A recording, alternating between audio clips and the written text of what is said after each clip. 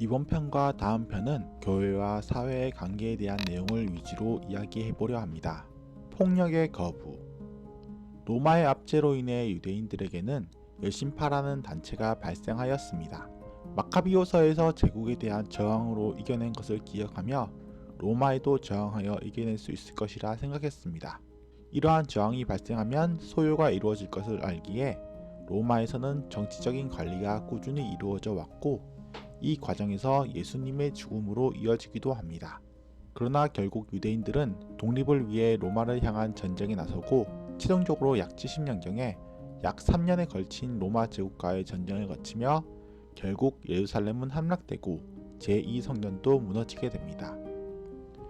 예수님은 당시의 기득권이라 할 수 있는 사두개인과 바리새인들에게만 환영받지 못한 것이 아니라 로마의 저항 정신을 가진 열심파 사람들에게도 반겨지지 않았습니다.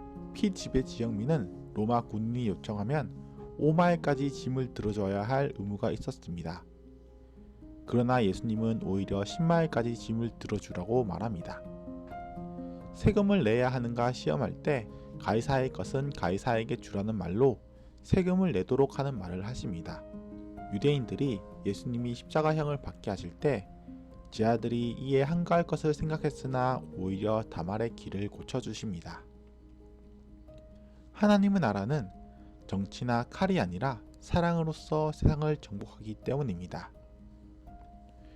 투쟁을 통한 독립을 희망했던 유대인들과 다르게 예수님의 뜻과 같이 하여 초기 기독교는 무장투쟁이나 싸움으로 생명에 해를 가할 수 있는 일, 즉 군인으로서의 활동에 대해 거부해 왔습니다.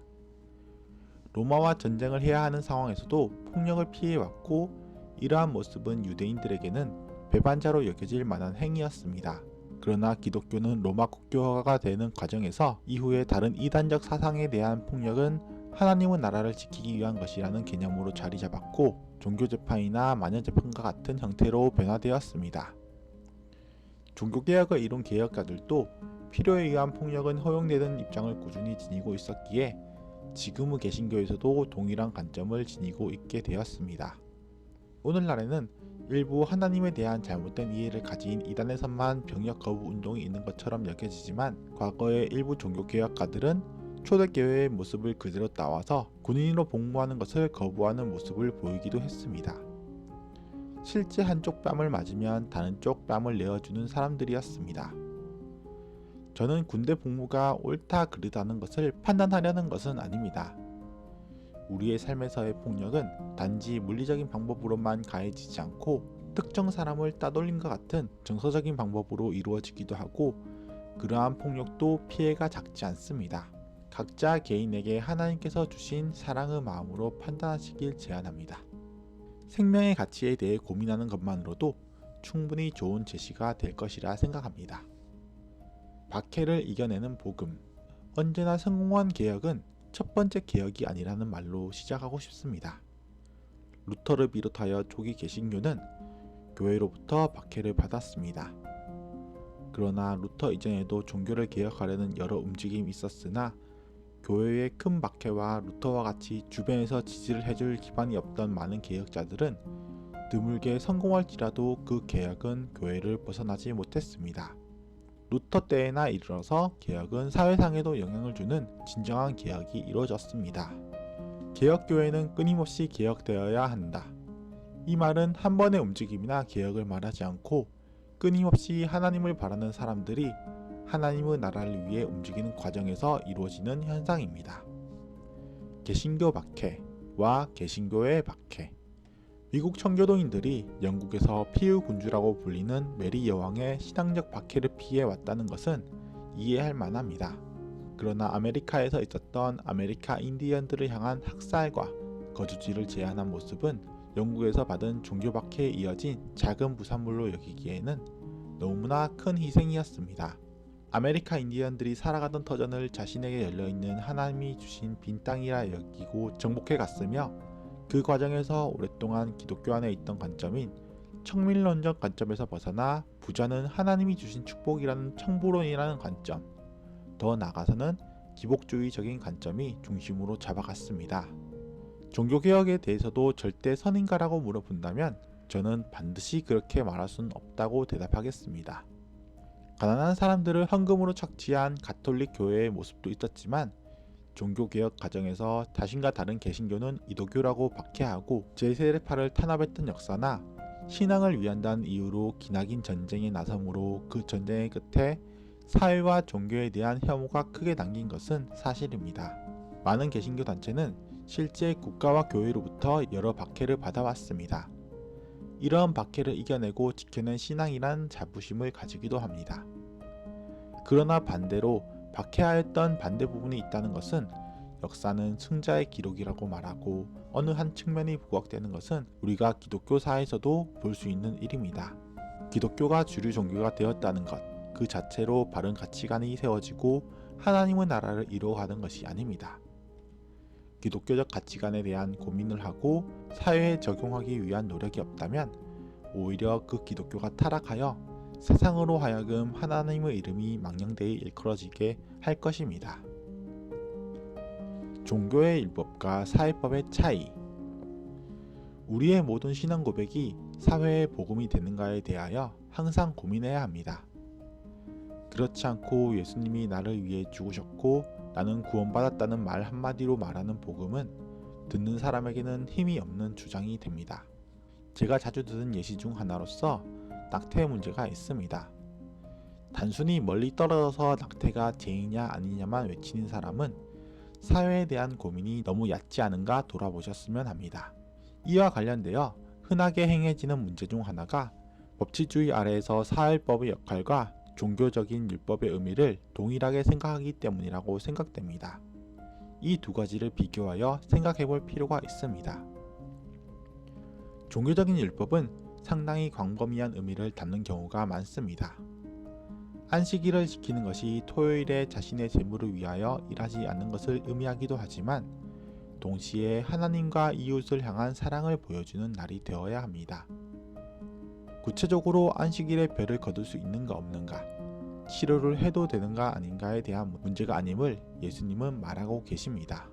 사회법은 행위나 규정을 구체적으로 정의하고 사회적으로 어떠한 행위를 제재해야 하고 어떤 행위를 장려해야 할지에 따라 처벌 규칙을 만들어 규제하거나 장려하는 지원책을 만듭니다. 종교적인 율법은 우리가 죄를 깨달아 하나님께 나가기 위함이지만 사회법은 사회 합의에 의한 범위에서 그 합의가 잘 이루어지게 하기 위한 것이지 어떤 행위를 기준으로 처벌하기 위한 것이 아닙니다. 종교적인 율법과 달리 사회법은 시간에 따라 변하고 일부는 사문화되는 경우가 있습니다. 어떤 경우에는 너무 오래된 법이기 때문에 현재는 더 이상 행해지지 않거나 과거에는 잘못이라고 사회적으로 합의되었던 것들이 지금에는 일반적인 경우가 있고, 또 다른 경우에는 법이 집행될 수 있고 처벌도 존재하지만 그 처벌이 법이 원래 목적하였던 잘못된 행위를 개선하지 못하여 처벌을 행할지라도 그 자체의 의미가 사라진 경우가 있습니다. 과거 한때는 낙태를 행하는 이유 중 큰 한 가지가 아들을 낳기 위함이라는 이유도 있었습니다.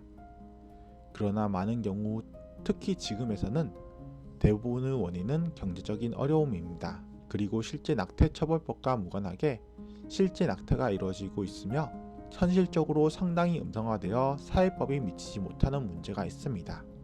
이 상황에서 낙태한 사람에 대해 형사적 처벌을 멈추는 행위는 낙태가 이루어지는 현실을 양성화하여 관리할 수 있습니다. 그리고 낙태가 이루어지는 근본적인 원인을 고칠 수 있는 기회가 됩니다. 만일 낙태를 처벌하지 않으면 자유롭게 낙태를 할 것이라고 생각하는 사람도 있겠지만 낙태를 하고 싶어서 안달난 사람은 없습니다.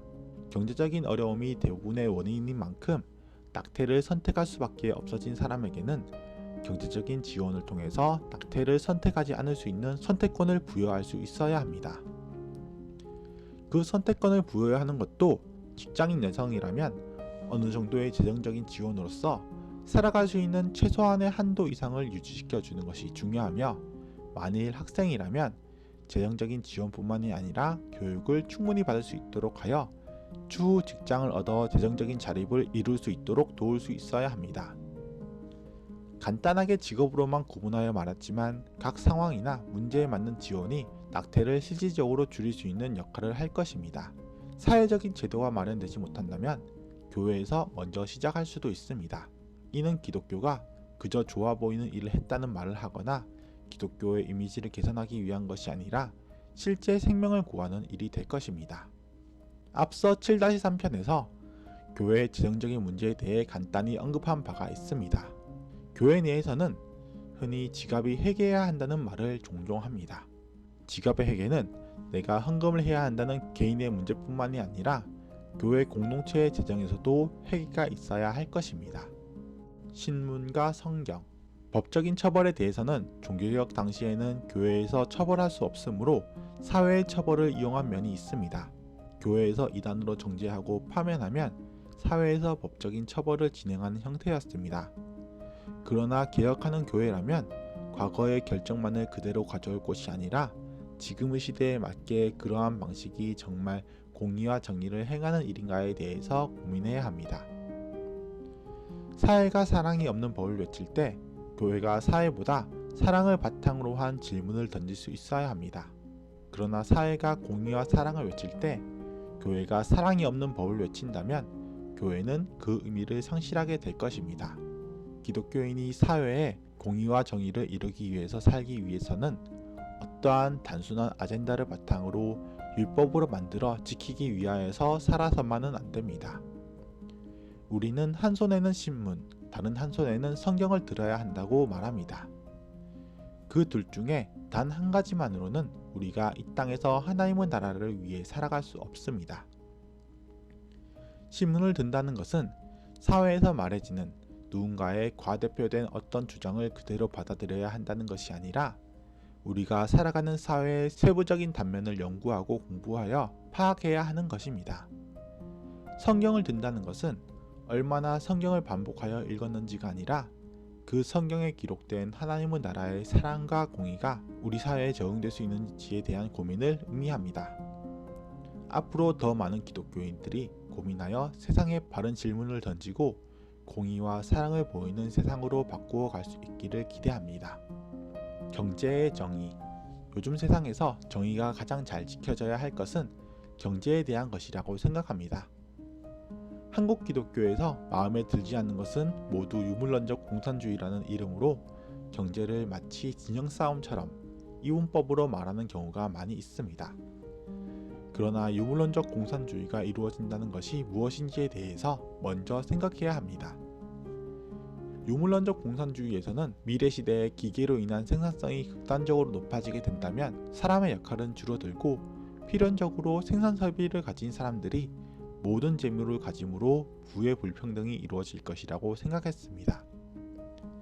극단적인 불평등이 이루어지는 경우 마지막에 이루어지는 현상은 대부분의 사람들에게 최소한의 생존을 유지시켜 줄 수 있는 음식이나 소비재의 분배가 자본가들의 선의라는 이름으로 이루어지고 나머지는 모두 자본가들의 소유가 되는 디스토피아적인 형태입니다.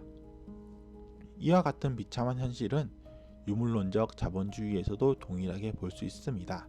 산업혁명이 막 발생한 유럽에서 가장 명확하게 드러났는데 어린아이를 하루에 16시간 동안 빵 한 조각만 주고 일을 시키고 어떠한 휴일이나 휴식 시간을 주지 않아도 아무런 제재를 받지 않는 사회였습니다. 사람을 값싼 부품과 같이 여기며 다치거나 죽어도 아무도 신경을 쓰지 않고 바쁘게 돌아가는 공장은 유물론적 자본주의의 대표적인 모습입니다. 유물론은 세상과 사람을 물질적으로 바라봅니다. 그러나 사람은 최소한의 생활이 가능한 의식주가 채워진다고 살아갈 수 있는 것이 아닙니다. 유심론적 자본주의가 되기 위해서는 모든 사람이 자신에게 가장 유리하고 합리적인 결정을 할 수 있다는 가정이 필요합니다. 그러나 실제 사회는 부자들과 가난한 사람들의 정보의 격차, 노동자와 사용자 간의 힘의 불균형 등으로 가장 합리적인 결정을 하는 것은 불가능합니다. 정보를 더 가진 사람이 합당한 대가를 치르지 않고 사람을 값싸게 일을 시킨다 할지라도 노동자의 입장에서는 그것이 합리적인지 아닌지에 대한 정보가 없다면 어쩔 수 없이 싼 값에 위험한 일을 하게 되며 많은 산업재해의 사망자를 내게 되는 것과 같습니다. 반면에 유심론적 공산주의에서는 모든 생산재가 공공의 소유로 있고 각자 필요한 재물을 합당하게 분배받는 세상을 이루어야 합니다. 그러나 누군가는 분배를 해야 할 것인데 모든 사람에게 공정한 분배를 할 것인지, 그리고 무엇이 공정한 분배인지를 결정할 수 없습니다. 모든 사람이 타인을 위한 선의로 자신의 적정한 분배를 결정하지 않고서는 유지할 수 없는 구조입니다. 이러한 유심론적 공산주의는 세상의 모든 사람이 욕심을 통제하고 선하다는 가정이 있어야 하며, 유심론적 자본주의는 모든 사람이 합리적인 선택을 택할 수 있는 기회가 있어야 하므로 둘 다 매우 이상적인 관점일 뿐이고 현실에서 이루어지는 것은 불가능합니다. 그렇기에 전 세계는 대부분 사회주의와 자본주의가 통합된 수정 자본주의로서 자본주의적 경제를 바탕으로 세상이 돌아가지만, 동시에 세금과 복지를 통해 가난한 사람들에게 적절한 재분배를 하는 구조를 가집니다. 하지만 수정 자본주의라 할지라도 세상의 모든 불평등 문제를 해결할 수는 없습니다. 지금도 뉴스에서 며칠간 굶주리다 음식을 훔친 것으로 처벌받는 생계형 범죄를 볼 수 있고, 사람들이 경제적인 이유로 자살하는 사건을 통해 알 수 있습니다. 세상에는 여러 경제 이론들이 많이 있지만 우리는 세상 모든 사람이 공정하다고 말하는 것을 정의하는 것도 불가능합니다. 언젠가는 경제에서도 우리가 사람을 부품처럼 여기거나 생존만 하도록 유지시켜주는 것이 아닌 생명을 소중히 여기고 사람이 사람답게 살 수 있도록 공의롭게 결정할 수 있는 세상이 이루어지길 꿈꿉니다. 아모스 2장 8절에서 북이스라엘을 비판하는 여러 내용 중 하나로 저당 맡은 겉옷을 깔고 누운 사람이 나옵니다.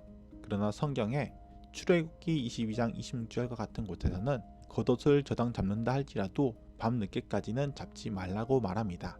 이스라엘 당시의 겉옷은 밤에는 마치 이불과 같이 사용되었고, 겉옷이 없는 사람은 일교차가 큰 이스라엘 지방에서 동사하여 죽을 수도 있습니다. 이러한 중요한 겉옷을 저당 잡은 사람은 자신의 마지막 가치 있는 것마저도 내놓아야 하는 가난한 사람입니다. 우리는 그것이 정당한 저당이라고 말하기에 앞서서 약하고 가난한 사람의 생명과 처지를 돌볼 줄 알아야 합니다.